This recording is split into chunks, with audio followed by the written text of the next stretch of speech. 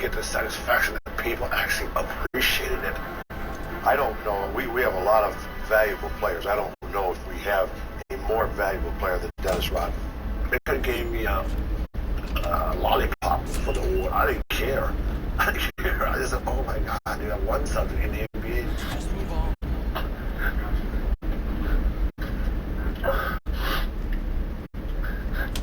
I wanted this one so bad.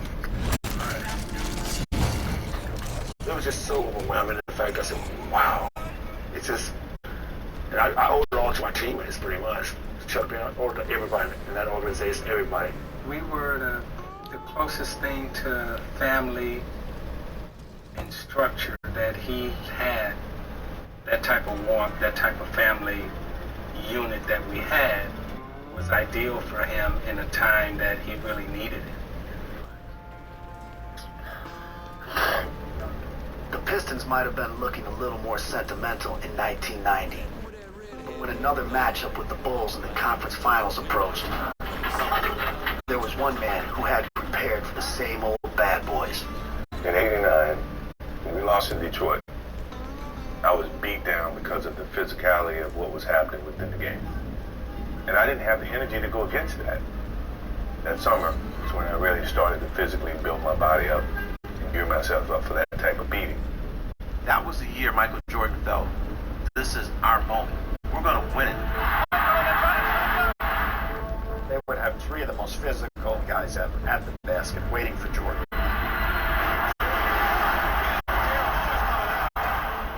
He had to be mentally tough and physically tough to beat him.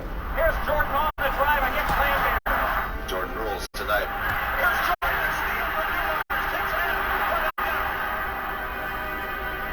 The Jordan rules no longer worked because Michael had some help now. Scottie Pippen had come into his own as an all-star, and the sidekick had to be dealt with. This is how the Pistons thought back then. Michael's going to do his thing, but we can't let Scottie have any confidence. They will get into his head as much as possible. I couldn't stand Bill Laimbeer. I couldn't stand Isaiah. I hated him to death. That series was evil because the Pistons were not willing to give up the belt. The Pistons have thought they could take Pippen out of this game with rough play. So now you have these two titans colliding with each other. And, you know, it went to a 7th game. But even before Game 7 started, the damage had already been done. The morning that I woke up, I was starting to feel it coming on. I had never experienced a migraine headache in my life. Scottie Pippen spent some of the first half of the game with an ice bag on the back of his neck. The reason for this is that he was suffering from migraine headaches, causing his vision to blur. Maybe it was the pressure of the game. As the pressure grew, the pounding grew. I wasn't myself, I was a basketball court. Scottie Pippen has not been any factor. I wasn't able to answer the bell. I can't speak for Scottie Pippen. I can only talk to the Detroit Pistons. Unless you can't physically walk or you get carried off the court, you're playing basketball.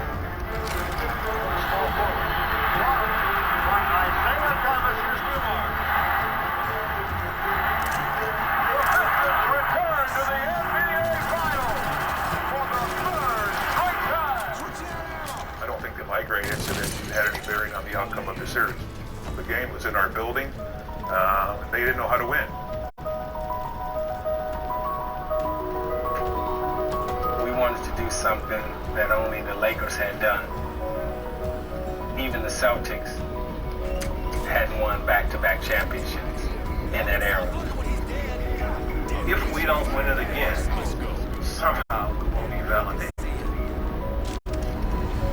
We absolutely felt imperative to win it.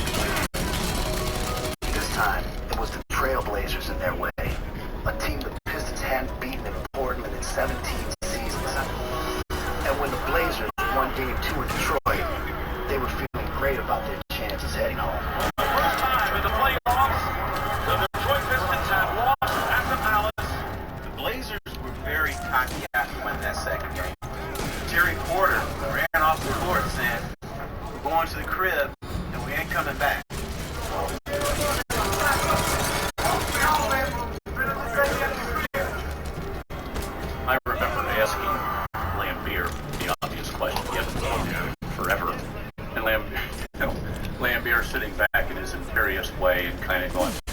feel like we remember those things that happened like 17 years ago. We remember all the moments that we can rub somebody's faces. Portland was one of them. What he did to their back line, I mean, he had them all messed up.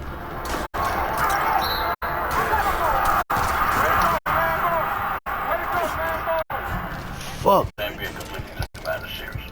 They didn't want any part of them. Corner against Lampier.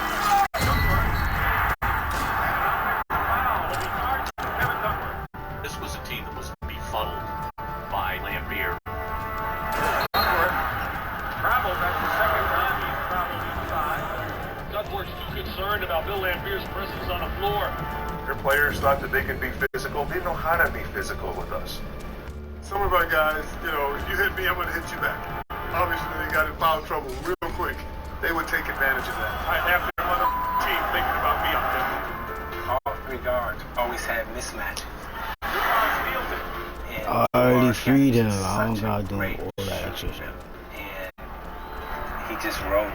Still rolling loose, picked up by Dumars with two. Dumars with one on the shot clock. Oh! Dumars beats the clock. Joe was just, he was magnificent. What's he been? 20 years? 14, 17 years, 20 games. 17 years, 20 games? He just broke the streak.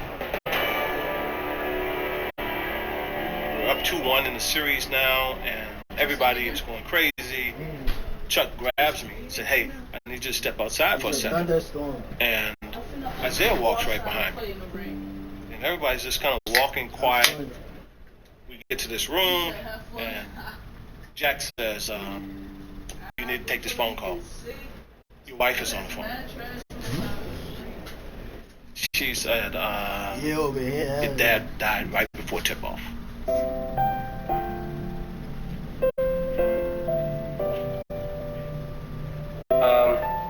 That would be crazy. You know, a lot of you were probably expecting to see Joe, but I don't know that man. You know, his father passed away this afternoon, and he didn't know anything about it. That morning, I get a call from Joe's mom and Chuck Daly, and they wanted to let me know that Joe's dad had passed away, but the family wanted him to play the game first. I knew how proud my father was, and he knew how I felt about him. And there were a couple plays that happened that were just kind of miraculous plays. And how did that happen? There's no way that should have went in. He went down the lane and tossed one up, and it almost touched the top of the Coliseum. He kind of looked at me like, "I was lucky to make that one." And I looked at him and I thought, you know, yeah, your dad made that one. That was a gift from heaven. The Pistons just had too many weapons for the Trailblazers, and they won 3 straight in Portland, capped off with a game winner by the microwave. Vinnie Johnson with 1 second to go. His shot is good. The Pistons are winners and still champions of the world. The Pistons repeat, and the Motor City still reigns supreme. No one else was embracing us to win those championships. It was us against the world. And so it was a tremendous close family bond. Against the world. Back then, our family was second. We lived and breathed each other. I thought that is the biggest crock ever. Talk about a family when you talk about professional sports. And then I had to readjust myself because we're a family. We would say to each other, "I love you," as brothers. And no matter what, you know that if it really came down to it, this guy I can depend on. Look at the years and years that you put in with people in a high intensity, very physical environment. All these factors just come together to create a bond to begin with, and to win the championships together. That'll never be forgotten. Yo, can't touch this. How'd I do?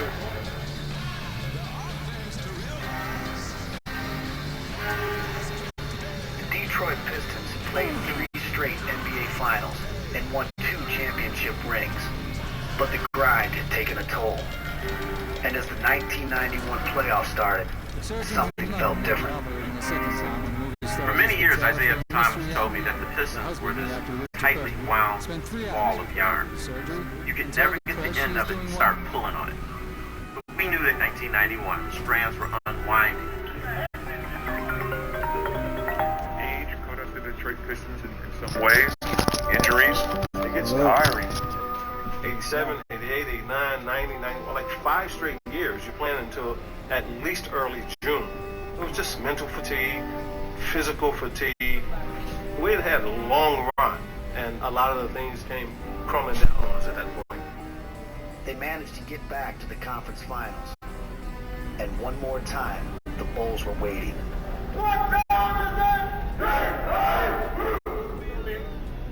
Jordan was Jordan. He's the best player on the planet. He just needed some help. And that 91 series, Scottie Pippen grew up. We had no answer for Michael or Scottie. I knew that we couldn't beat the Bulls. We couldn't beat them at all, no matter what we did. Beautiful backdoor pass for Pippen, and he is walloped. And that will be a flagrant foul. We were so much more mentally strong.